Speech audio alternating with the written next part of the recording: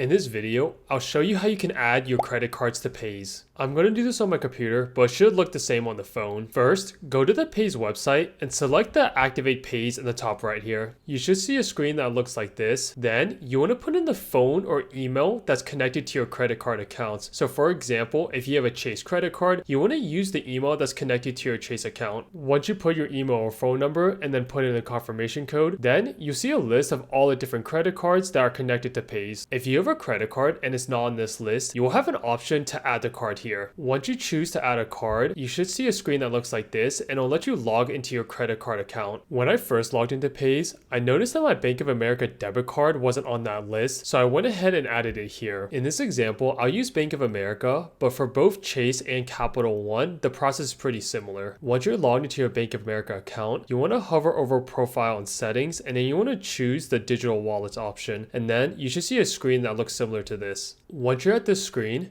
you want to choose the tab that says Paze, and then here you can see all the cards that are already enrolled. If you have any cards that you can add, you should see this Add to Paze option like I have here. Once you add your card to Paze, it will send you a confirmation text or email, and once you confirm it, you should see a message that says your virtual card was added. That's how you know it should be enrolled. When you go back to the Paze website, you should see it in a list of cards here. That means you'll be able to use this credit card as a payment option when you use Paze to check out. If you have a Chase credit card, you can check out the video here to see how you can enroll your card into Paze. If you have a Capital One credit card, once you're logged in, select your name in the top right, and then select the Digital Wallet Manager here. From here, choose Paze, and it'll show you all your eligible cards. If you need to add one, you should have the option here. So I'll go ahead and add this.